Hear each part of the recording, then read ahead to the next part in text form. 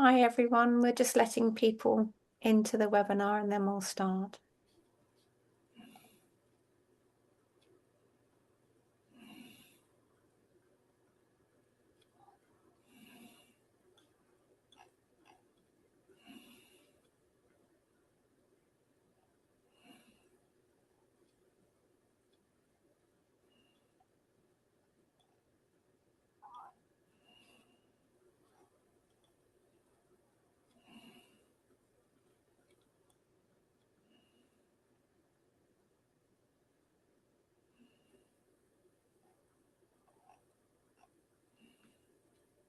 Okay, numbers are still creeping up, but I think I'll start now. So my name is Sophie Bolt. I'm the General Secretary of the Campaign for Nuclear Disarmament. Thank you very much for joining this webinar, this special webinar with Alan Owen. This is justice for nuclear testing veterans and why we need to stop the nuclear arms race. So last week, the Ministry of Defence released reports, hundreds of pages, into medical records of veterans who took part in Britain's nuclear testing programme during 1952 to 1958 in the Pacific Islands. The MOD has stated that it has lost or destroyed thousands of records sought by these veterans and their descendants, meaning that they have not been able to access the healthcare that they need, and also potentially jeopardizing a legal challenge to secure compensation. These reports shine a spotlight onto the value placed on nuclear weapons over and above human life.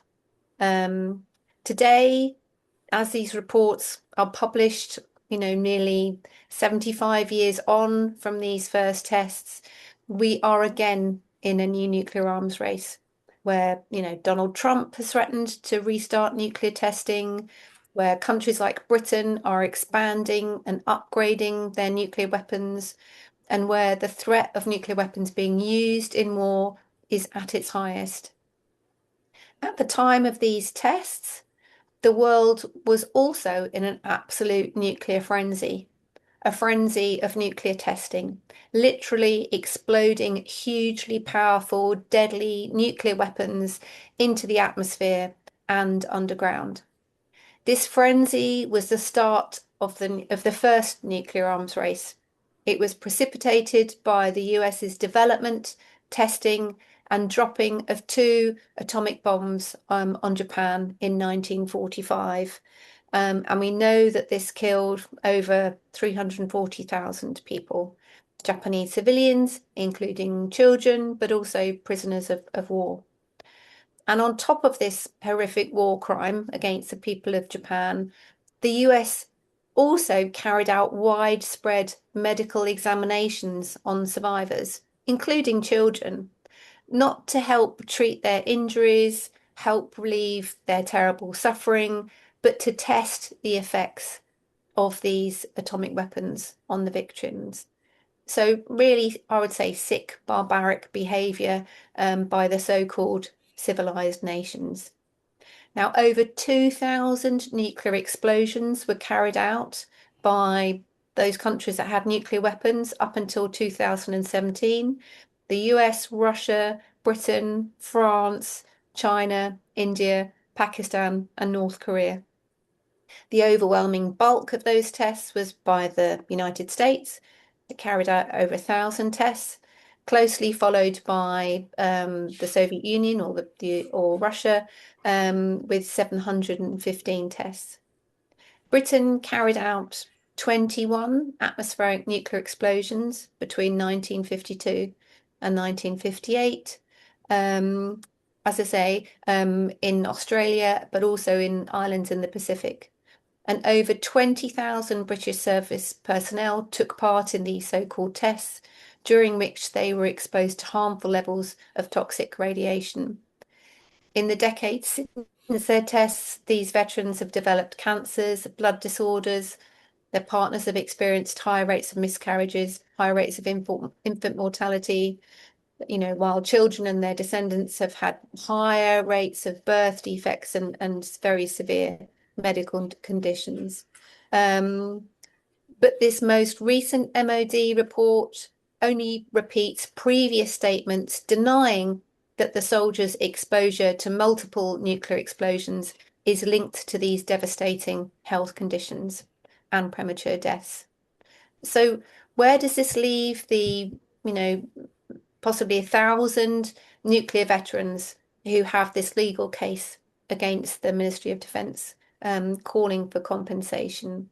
And will the new Prime Minister, Andy Burnham, secure justice for the veterans as he has promised to do? And can a scandal like this become an opportunity at last for the British government to take responsibility for the horrific human cost of nuclear weapons that continues to this day? And given, this very serious and rising, threat of nuclear weapons we see, how can we help to bring this new nuclear arms race to a halt and remove the existential threat of these barbaric weapons for good? So to help me explore these questions and many more, I'm really honoured and delighted to be joined by Alan Owen. Alan is the co-founder of Labrats, an incredible campaigning organisation that's attempting to secure justice for the nuclear test veterans and to raise awareness about the global impacts of nuclear testing. So, hello, Alan. Hi, Sophie. Thank you for joining us. So before we talk about the reports, I wanted you to, give us a bit of background about your own experience as a son of a nuclear test veteran. So my father was a Royal Navy man. He served at Operation Dominic, which was a joint operation between the UK and the US in 1962 on Christmas Island. So it's the same place as Operation Grapple in the Pacific, as you said. This joint UK-US test was before the Atmospheric Test Ban Treaty in 1963. So the US basically threw everything they had at it, knowing that the Atmospheric Test Ban Treaty was coming into place. So while he was on the island, he witnessed 24 detonations in 78 days. So that's one every 3 days, pretty much, with the largest being 7.7 megatons. That's million tons of TNT. If you compare that to the Hiroshima bomb of 15,000 tons of TNT, it's thousands of times bigger. Unfortunately, on returning from the island, he passed away in 1994, age 52. My brother passed away 18 months later, age 31, both from the same heart problems. My sister was born blind in her left eye, and we have no reason for that happening. And it's never been explained to us why she was born blind in her left eye. And I thought I'd escaped the curse of the heart conditions, but unfortunately, 4 years ago in April 2022, I suffered a cardiac arrest and was down for 8 minutes without a heartbeat. Luckily, I was with people that could bring me back, so I came back.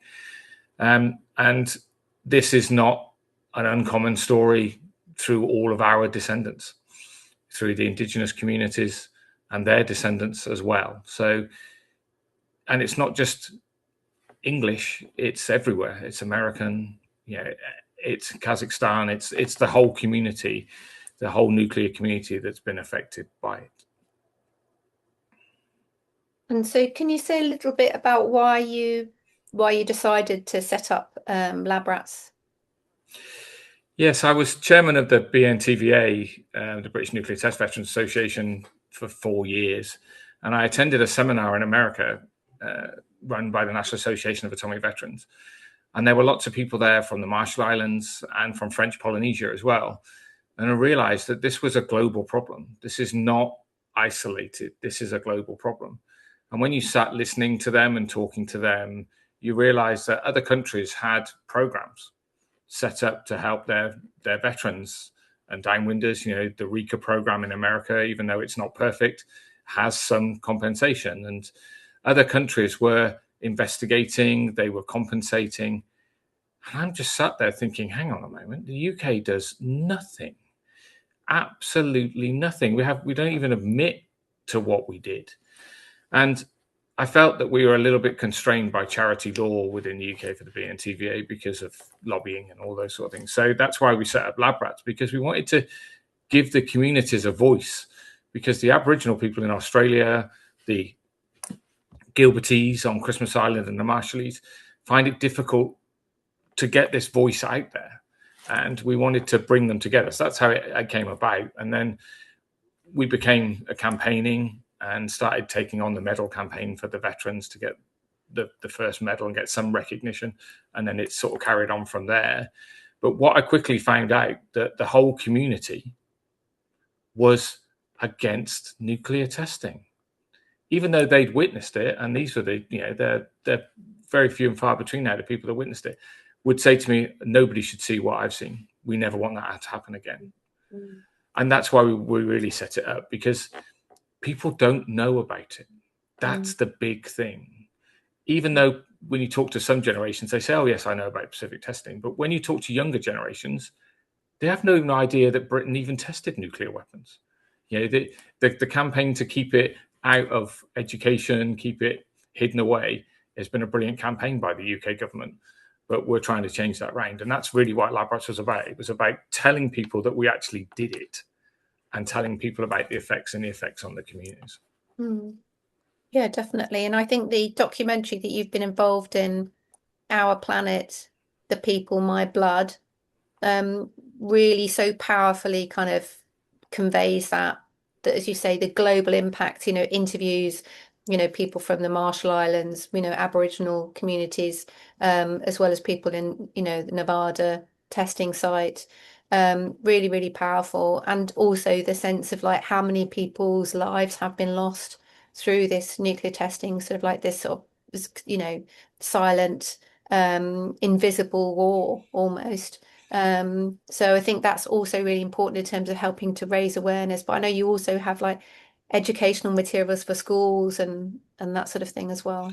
Yeah, and I think it's really important to consider the complete life cycle of weapons development. And some people don't realize that the whole life cycle from the uranium mining all the way through to the waste. And even the waste from nuclear testing, the way that we deal with the waste from nuclear testing is to bury it or dump it in the sea. I mean, that's what we do. That's simple fact. We still have no way of dealing with that. We don't address the issues ever. And I think that was what the whole point of the documentary was, is to say everybody's affected. Even if you're not a member of our community in the sense that you are a descendant or a indigenous person, you are still affected and will always be affected by nuclear testing throughout the world. And it's carrying on right now. And it is carrying on about, we're talking about radioactive waste. We're talking about the Hanford site. We're talking about all of these types of things that are right now. It's happening in 2026. As you spoke about it at the intro, the nuclear arms race and our nuclear weaponry is at a worse state than it's probably ever been since the Cold War. And we need to make sure that what our guys saw, nobody else ever sees, whether that be in testing or be in real life, because we don't want that at all. Yeah, definitely. I'm just reading some of the messages that we've had in on the chat, and the wonderful retired Colonel Anne Wright is saying, thanks for your program for veteran survivors of atomic blast. We have nuclear veterans here in Hawaii. So, peace from Honolulu. So thank you, Anne. It's really wonderful to have you with us. I'm going to now move on to the actual, let's do a little bit of looking at the actual reports. Okay. And, the significance of them, because it sort of feels like there is some significance around the fact that these reports have been published. But I wanted to get your sense of of how significant you think they are, because on the one hand, isn't this just the sort of the Ministry of Defence kind of investigating itself, and finding kind of no wrongdoing, sort of when it comes to sort of destroying like medical records of service personnel, is this just to kind of cover up to effectively mean that they are not liable for sort of securing compensation, or, is there some significance to, to these reports being published?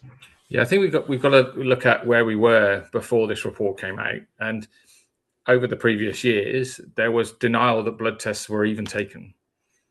So we've come from, we didn't take any blood tests, to there were a couple of blood tests, to there were thousands of blood tests, to actually we now know that there were policy for blood tests. Sometimes it wasn't followed, sometimes it was followed. Oh, and by the way, we have deleted your medical records. So we've come a long, long way. So there's lots of positives from there. The big negatives for us were that it didn't come with its recommendations. We worked for 7 months with the Office of Veterans Affairs on recommendations to come with this report.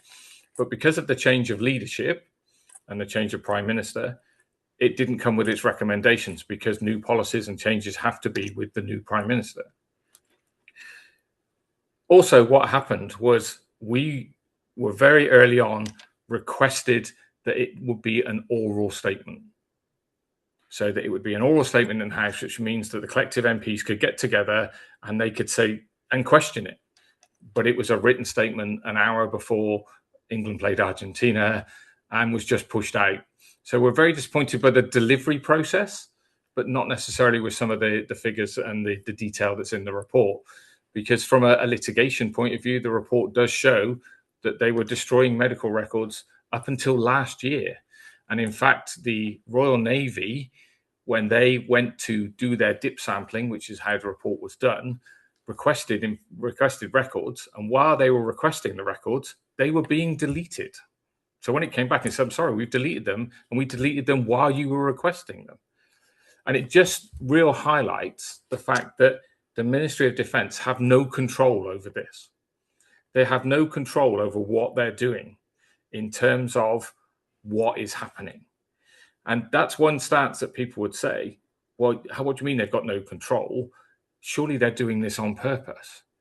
Out of the hundreds of thousands of records that came across, the 200 records that the Royal Navy asked for, a certain number of records were deleted. Out of the hundreds of thousands of records that they keep. And when we looked at the detail, there's some really big headline figures in there. The Royal Navy requested 385 records. Obviously, my father is Royal Navy, so I'll concentrate on that. Only 270 medical records files were located out of those 385 to start with. But then only 20 records contained evidence of blood counts. And yet there were orders for blood counts. So that means that 92.59% of people, their blood counts are missing. So 92.59% of cases, there's no surviving evidence at all that they had their pre-deployment blood count or that the blood testing policy was followed. If it wasn't followed, then that's negligence to these men. So it shows that there is negligence, not just at the time, but back at now, 2023, 2025, while these records are being deleted. What makes it even worse is that during the 1980s, the British Nuclear Test Veterans Association flooded the war pension scheme with requests. And it was then the DSS and Norcross at that time that had responsibility for it. So they asked the MOD for the medical records. The MOD sent the medical records to Norcross. And because some of those cases weren't followed up, Norcross deleted them. They didn't return them, so they deleted them.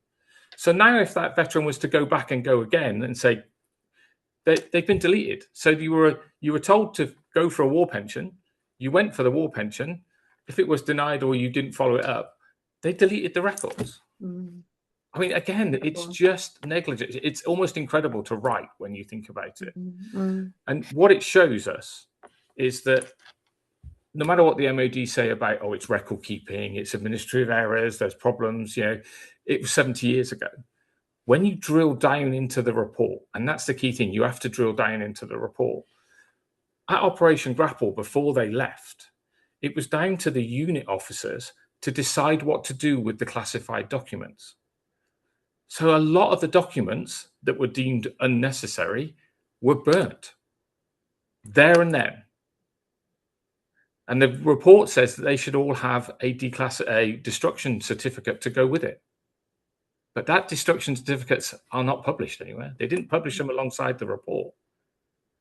So there's still lots of questions from it as well. So there's more detail to go back. We've gone back to the OVA, the Office of Veterans Affairs, with about 25 questions on the report itself, because there's lots of questions still outstanding.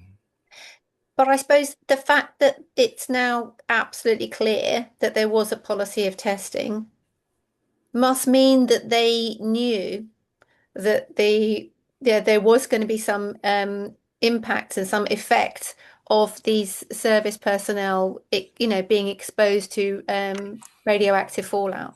Yeah. What makes it Otherwise, even worse? why would they test them? What makes it even worse? If you read the detail in the document, when it gets to Grapple Z, which is the last British test, there is a policy put in place that says everybody should have a blood count done, everybody should have an X-ray, and everybody should have their hands examined. And we're talking everybody.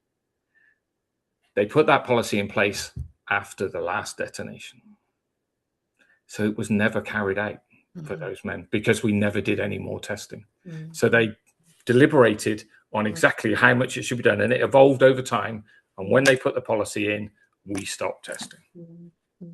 So it shows that there was a requirement and it was needed, and we didn't do it. So there is a lot of positives from the report. Okay. So we know that, like, Andy Burnham, new Prime Minister, has been a strong supporter of the veterans. He's publicly said that this is, complete cover up on an industrial scale, complete negligence.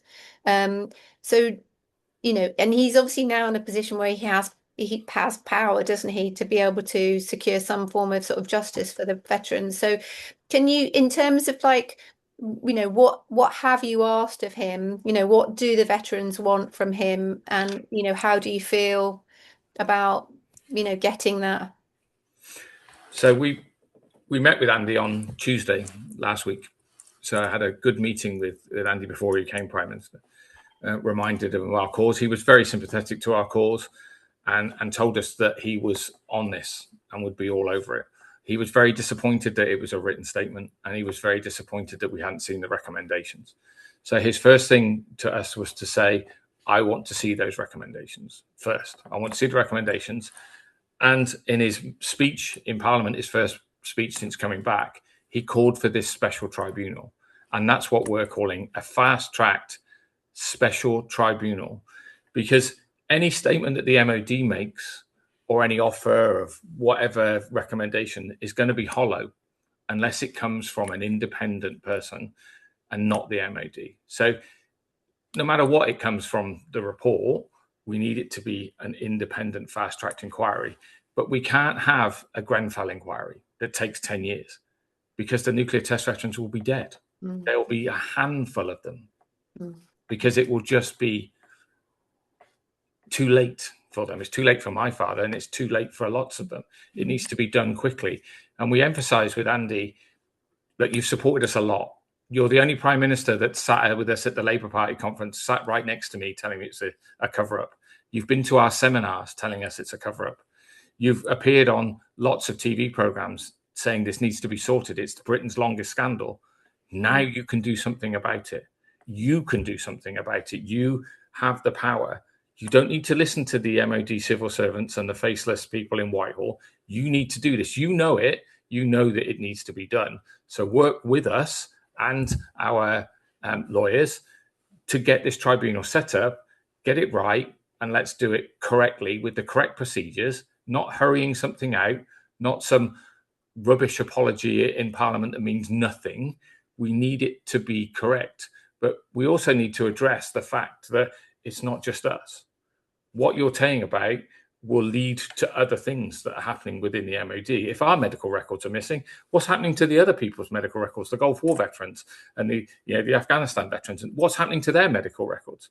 If we cannot get from you that nuclear weapons cause damage from ionizing radiation, this is the chance. We have to have that, because if it just comes with, well, yeah, here's X amount of money and, thanks very much, chap, sorry, we lost your medical records. What's the point in that? It needs to be that these weapons cause damage. How can we be the only nuclear power that's tested weaponry that says ours was safe? I mean, it's incredible when you think about it. It's absolutely incredible that they still do that. Yeah. When we talk about the minor trials in Maralinga, where they did the 600 testing on plutonium and weaponry, that was one of the most polluting tests ever. Maralinga is still polluted now. The Montebello Islands are still polluted, and yet they say that our veterans didn't get any more background radiation than if you would have stayed at home. It's how they can stand on there and say that is unbelievable. Yeah. Before I ask you I've got a couple more questions because I'm going to ask you, but this is what I always do. I forget to ask people that please do put your questions into either the Q&A. We've got a Q&A box, or into the chat. So if you can do that, that would be great.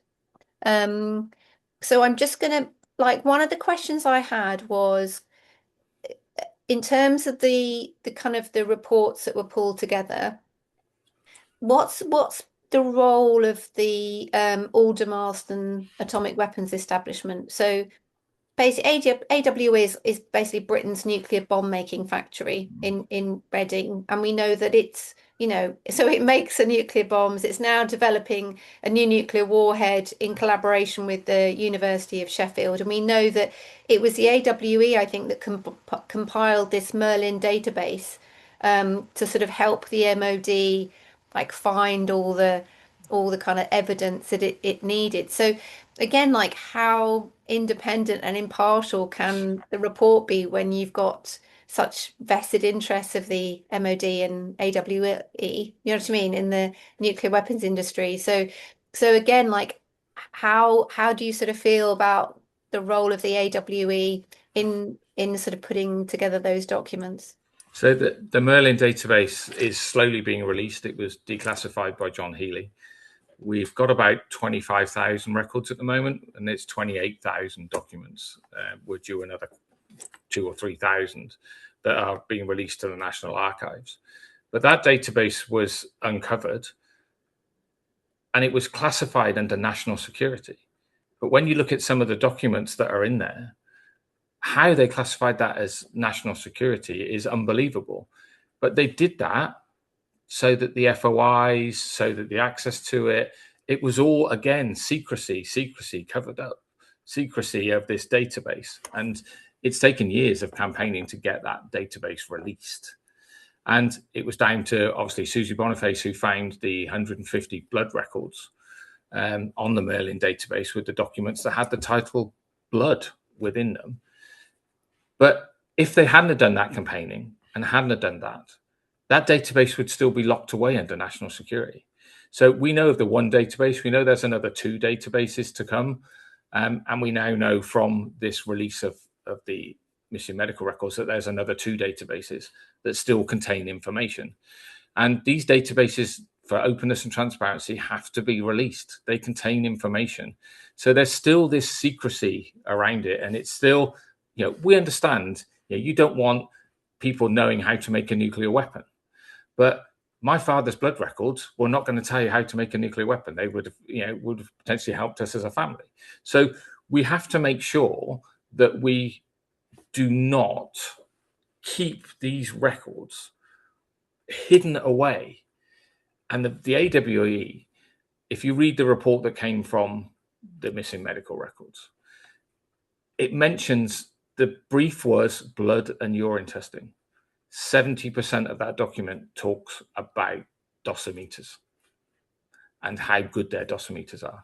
At not one point in the document does it mention that the dosimeters were inaccurate, overexposed, and the men were destroyed, got wet, all those sort of things. It never mentions that once. The narrative is still the same. Explain what dosimeters is for people. Oh, yeah. So basically, it's a film badge that they would carry that would so that the level of radiation that they were exposed to.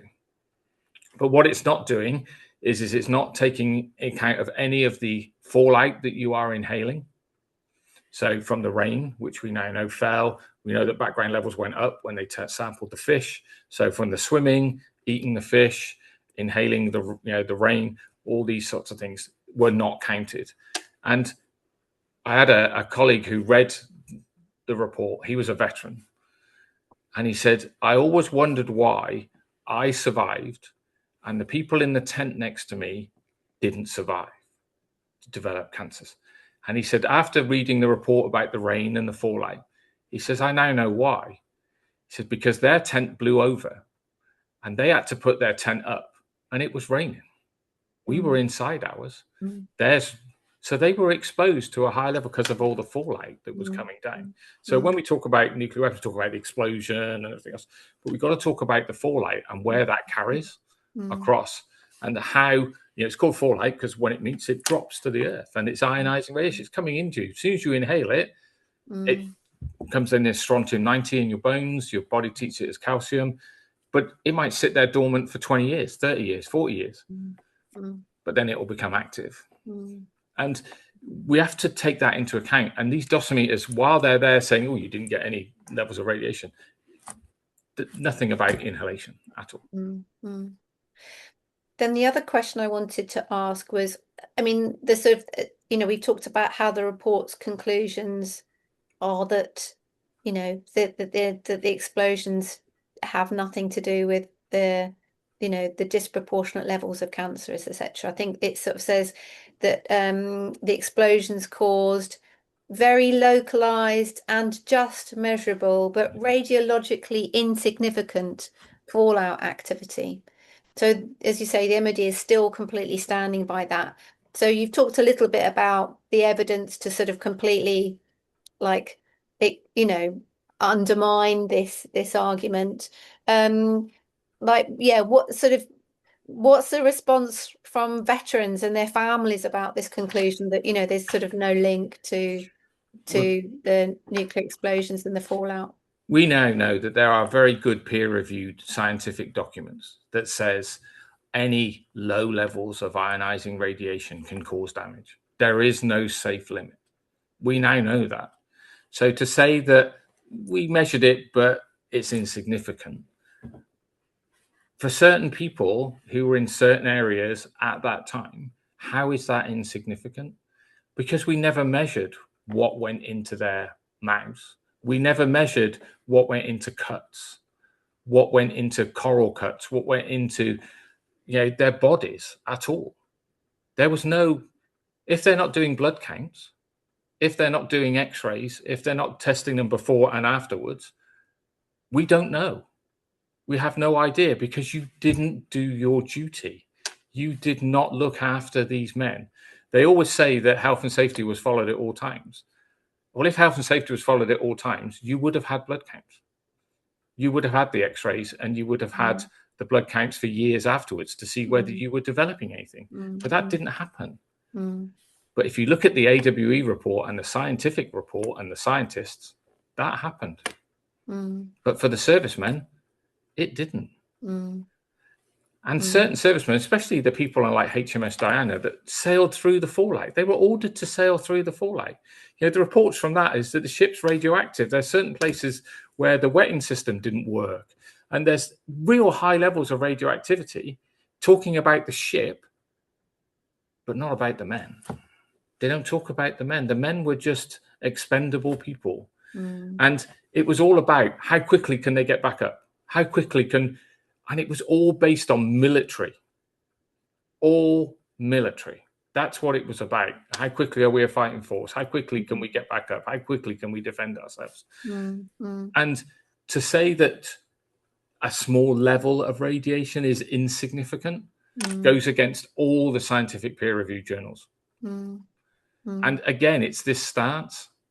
I asked the Office of Veterans Affairs 6 months ago, when was the last time that the MOD scientific committee got together and reviewed all the new evidence? I'm still waiting for a reply because they can't tell me. Yeah. I mean, something that we found very shocking and not not just CND, but like sort of the wider, you know, population and other countries as well, actually, was that there was a proposal put to a resolution put to the United Nations to set up a study into the effects of nuclear war, saying that, you know, the last sort of modelling was done in the 80s, and there's now, you know, a lot more kind of, you know, sort of much more high level sort of scientific modelling that can be done, that will be a lot more sort of, you know, accurate. And the British government voted against it Yep. and have said, continue to say, you know, we know all that we need to know about the effects of nuclear weapons, you know. And I think, you know, Britain was one of the few countries that actually kind of voted against that report. Yes. Um, Yeah. you know, With which France and Russia. Yeah. Yes, yes, yeah, exactly. So this whole thing around kind of denial is just completely unsustainable. Um, I mean, my final question before I'm going to open it up for anybody that would like to ask questions is, I suppose, coming back to this, the potential of this tribunal, because I'm sure, you know, there is a fear that it will be something that will just try and push things into the long grass, you know. But given the kind of the multi-generational impact of nuclear testing, you know, the fact that it's grandchildren and great grandchildren, you know, that have such serious kind of medical conditions. I mean, do you think that the tribunal could be helpful in kind of fundamentally challenging, you know, the use of nuclear weapons, given, you know, given how serious they are in terms of the damage that they've done to so many people already? What I think it would do is it would educate people, and it would show that while nuclear testing was happening, the effects are not just at that moment in time. Mm, mm, mm, They are for generations to come, and are still experiencing it now. And it's not just us; it's, you know, the globe. If again we were to ever resume nuclear testing, you know, which has been spoken about, or there was a nuclear war, the effects of that wouldn't just be at that time; it would be for generations to come. There would be so much devastation to the planet. I mean, it would show the fact that we knew about it in the 50s, and we still carried on. mm, We knew about the effects. We knew about the generational effects. The Merlin database shows that. The Merlin database even shows us a document that says we know about the genetic effects, but it's on such a small number of servicemen that it will actually be bred out over time, and it's inconsequential to the general population. So they knew about it, and they carried on doing it. And I go back to the documentary. There's a great statement in there by Mary Dickinson, one of the downwinders, who says, what did they want to know on the thousandth test that they mm, didn't know at the hundredth test, at the mm, first test? You only have to see the devastation of Hiroshima and Nagasaki to know what these weapons do. mm, Why did we carry on developing it? Why did we have to bigger, better, quicker, faster, more powerful, more targeted? Why? mm. And I think that's what the tribunal would show, that we Yeah, knew what we were doing, because a long time people have said, well, perhaps didn't know, perhaps it was an experiment, we didn't know what we were doing. They knew exactly what they were doing. And it yeah, was all for military purposes. That's yeah. all it was for. Yeah, completely. And a lot of the time, these tests were a show of strength, weren't they? You Yeah. know, it was purely, not purely, but you know, it was a political thing, wasn't it? To say, look how powerful we are, and you know, be frightened of us, you know, exploding all these bombs. Yeah. And it was to sit at the top table, just Mm, to get a seat at that top table, to say, I can sit with you. mm, And when we think about it now, the new generation that are coming through, if you talk to schools like we talk to schools and say, do you realize that this happened? They mm, go, we wouldn't do that. Why do we do that? It's mm, crazy. That's just crazy. And mm, a lot of the children would say, well, no, that's just stupid. Why do we do that? But we did, and we need to face the consequences of it. We really mm, do. mm. And we need to change our mindset. That's the big thing, is changing the Yeah. mindset. Lots of people are making lots of money off nuclear weapon development. Lots of people are making lots of money off military development. And Mm. we need to change the mindset. Yeah, no, completely. And I think, you know, that everything that you've said and the experience of nuclear test veterans is just absolutely critical in terms of people understanding the absolutely devastating human cost. of nuclear weapons, and the idea that they keep us safe is just, absolutely obscene, isn't it? Yeah. When they hold us all to ransom. And we have to realize that we took indigenous people's lands. Mm, We just took them over. We had mm, no regard for them whatsoever. These are mm, fellow human beings, and we just had no regard for them. We polluted their lands, did the testing, contaminated it, and then just gave them back. And all we did was bury it. In the mm, Merlin database, there's talked about nuclear waste being dumped off the Great Barrier Reef out of an aeroplane.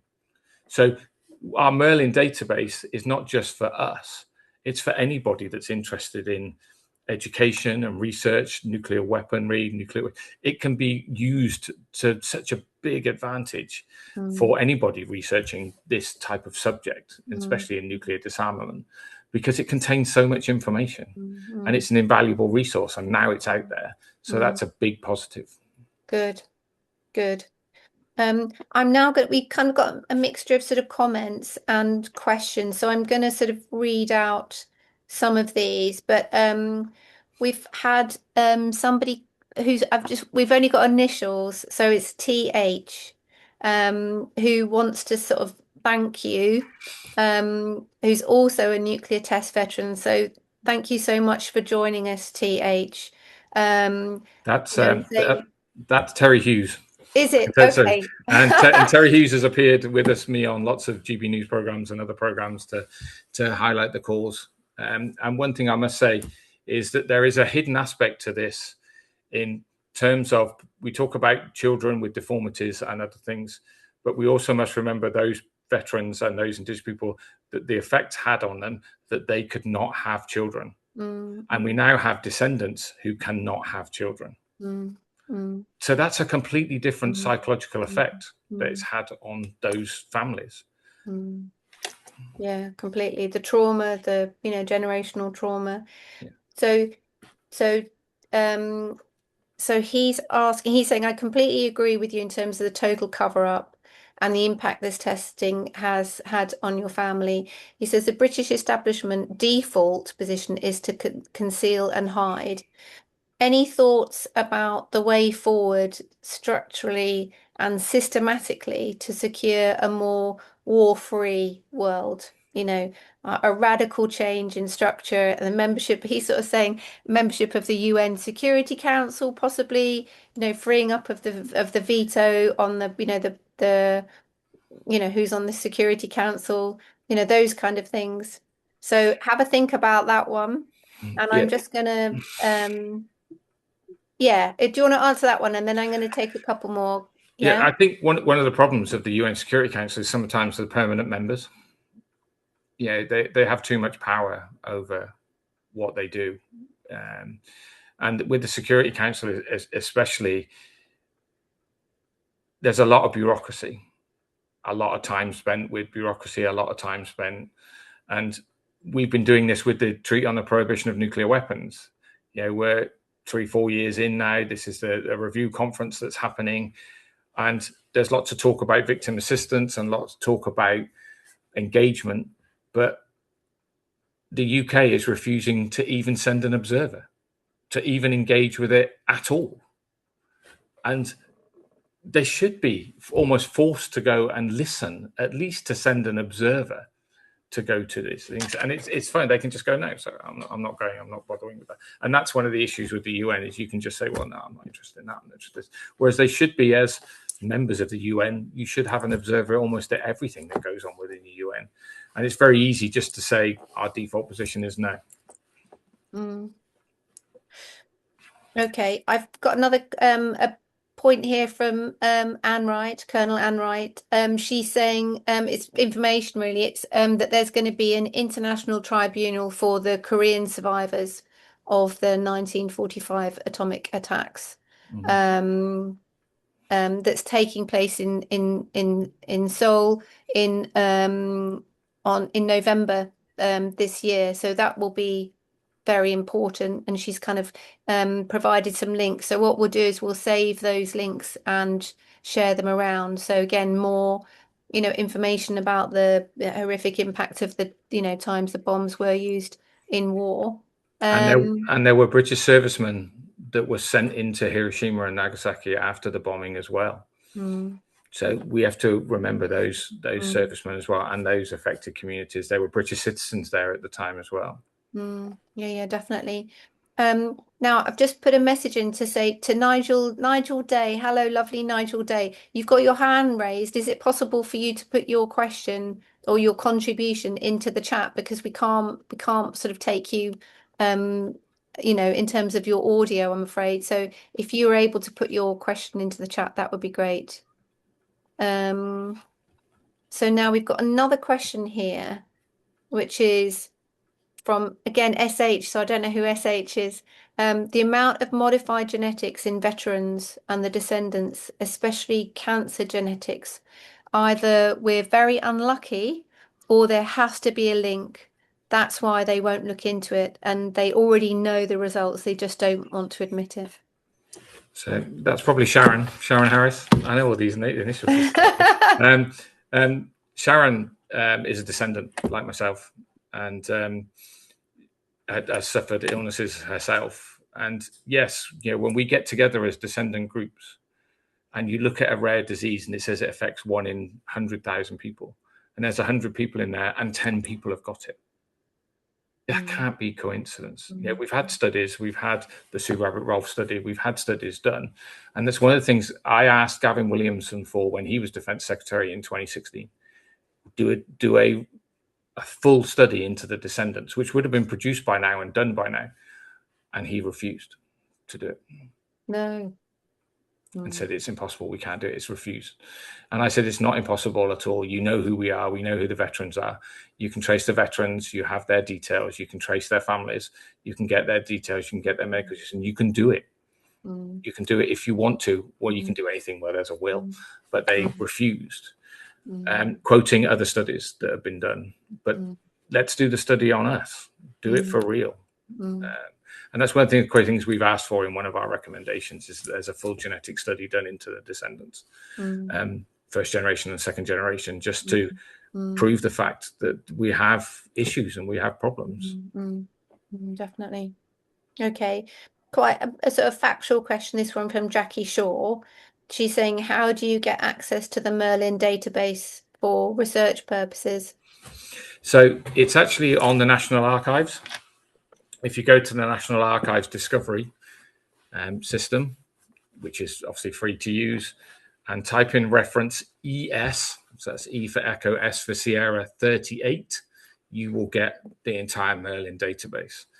We're actually working on a project at the moment with the University of Liverpool, which will be out probably in September, October, where the Merlin database will be accessible via an online portal where you will be able to query it direct. So that's an exciting new project that we're working on at the moment.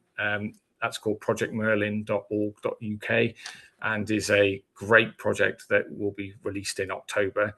We are working hard with the researchers there and the Centre for People's Justice on making sure that our Merlin database is accessible to everybody.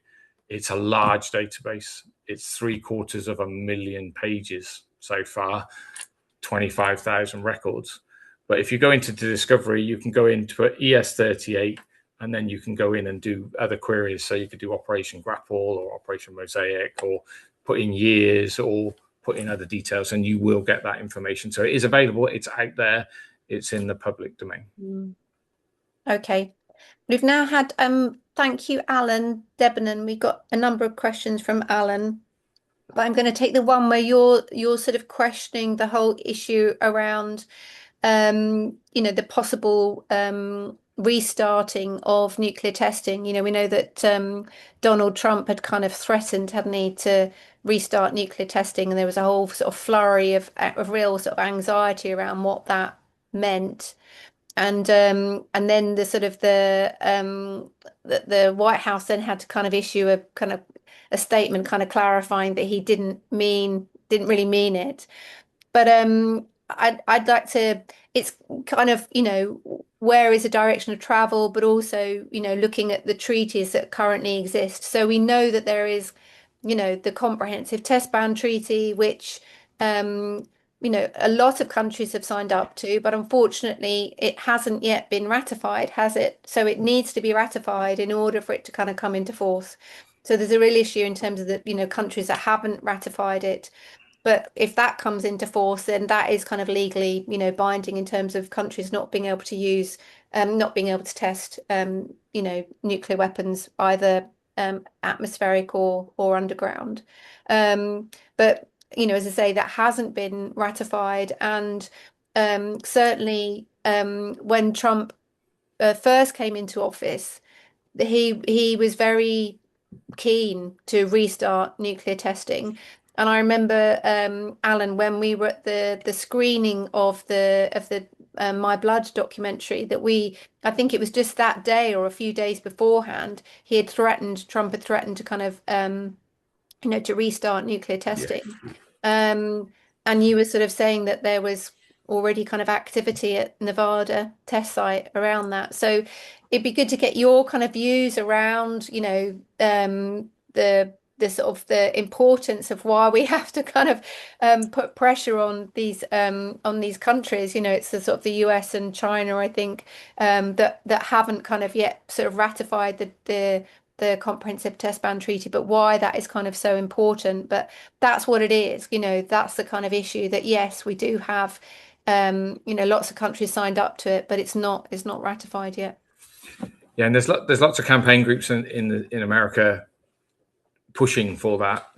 And when I sit on some of their seminars, they are very, very aware of the fact that the current administration in America is doing a lot more to ramp up their nuclear deterrent. The money that they have committed to their nuclear deterrent and the money that they are putting in place within the Nevada desert to modernize, revamp, with the view to we need to somewhere. We can't do simulations forever, their view is. We can't have computer simulations forever. We will need to test these weapons. And there are lots of groups that are saying we can't have this testing again. And we're one of those. We can't have testing again. It would be stepping back so many years. It would just be such a backward step to resume nuclear testing. And what are we going to get from it? What are we going to know apart from that this new weapon is more powerful, stronger, more targeted, and can destroy more lives? We know that already. We don't need to have that anymore in terms of just to test, because it's testing for the sake of testing.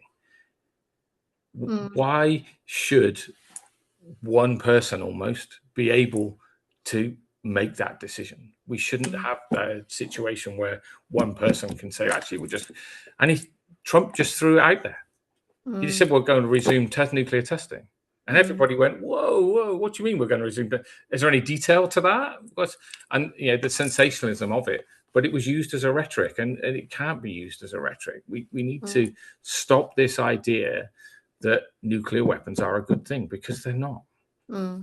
Yeah, completely. And as you say, it would just literally would mean nuclear explosions, being carried out, and, huge levels of radioactive fallout. And of course, that would only just drive a nuclear arms race, wouldn't it? And we know where that would be going in terms of it massively increasing the threat of nuclear weapons being used. So we've got a couple more questions and some kind of comments. So Nigel Day has said that he, in sort of preparation for this webinar, he's been looking at the Australian fallout from UK atmospheric the atmospheric tests. And he's kind of recommending Dr. Helen Caldicott's piece. It's actually in today's Bulletin of the Atomic Scientists. Okay. Yeah. On Hedley Marston's work in Australia. So Hedley's done a lot of work in Australia on it. There's actually a document in Merlin now which shows for the first time that while they were in Maralinga at the minor trials, that fallout from Operation Dominic came across and landed in Australia. While they were testing for fissionable material, the material they found came from the tests at Operation Dominic. and that's cross-contamination of continents. And that is a recorded document in Merlin. You can find that document. And you realize how far these particles are traveling across the world. It's not just that test zone. The winds are picking them up and moving them across the world, affecting everybody. We know that from Chernobyl and those sorts of disasters, that it moves. Everything moves. We knew it from wind scale when it happened at wind scale. These things are known, and yet we still carried on testing. Crazy. Okay. I've got a couple more questions are coming in now. So we've got this one from Samuel from Scottish CND. So he's saying he wants to ask, what are your final goals in terms of remediation and recognition for the nuclear test veterans beyond sort of full transparency? He's saying, I'm conscious that financial remediation is only one element of what justice would look like. So what would a proper and full justice look like in your view? So what we've looked at is an apology. We need but not a hollow apology, we need a full detailed apology. We need memorialization. If you walk around London at the moment and look at the memorials around London, you will not even know there's any nuclear test veteran in sight. We need some memorialization with details of that we actually tested nuclear weapons. We need more education. It needs to be, programs need to be put into schools to say that we tested nuclear weapons. It's part of our history. And we need the research into the descendants, as well as the financial aspect to it. But the apology is more important now to lots of the nuclear test veterans. They say, we want to be told actually that for the last 74 years, what they did to us was wrong. Admit that you were wrong and what you did to us was wrong. So it's a combination of lots of things, but it's not just for us, it's to move forward so that we can leave a legacy for other people. So if in 20, 30, whatever years' time, if nuclear weapons are still around, then people can go back to the education pieces and go back and say, yes, we did test nuclear weapons and it had this effect, and it had this effect on these people, and they're still suffering now, but we did something about it. We acknowledged it, and therefore we need to then move on from that, using that acknowledgement to get rid of these nuclear weapons. Admit that they cause harm. Admit that what you did to these veterans was wrong, and not just to us, but to all the Indigenous communities as well. Because we have to realize that what Britain did at that time was wrong. And they still would not admit that they did any damage or any harm to any person at all. And how you can say that to the widow of a pilot who flew a Canberra through a nuclear cloud and say it didn't affect him at all, even psychologically flying through a mushroom cloud, when you talk to the navigators and the pilots who say they were flying into hell. But that's okay, you're fine, don't worry. It can no longer be that stance. We can no longer have them. No, totally. Well, look, we've come to the end of our time now. I just want to thank you so much, Alan, for talking to us today. It's just so this is just such a powerful issue. It's absolutely critical that the veterans get justice. They need, as you say, more than compensation. It's got to be an apology, and it's got to be a recognition of the absolute horror and physical reality of nuclear weapons that have no place in any kind of civilized society. And we need an end of this attempt to kind of put nuclear preeminence, war fighting readiness above the value on human life. There's absolutely kind of bottom line thing, isn't it? And all of us, need to be, championing Alan and all the nuclear test veterans, and we all need to be working together to end this horror of nuclear weapons that kind of threaten our existence completely. And as before they're even used in war, look at the harm that they are having to people every day. So Thank you, Sophie, for allowing me to come on, because I'll finish my bit by just saying it's time for some accountability. We need that accountability. Okay. Well, we'll be, we're anything you want us to do, we'll be there. So let's all redouble our efforts. Okay.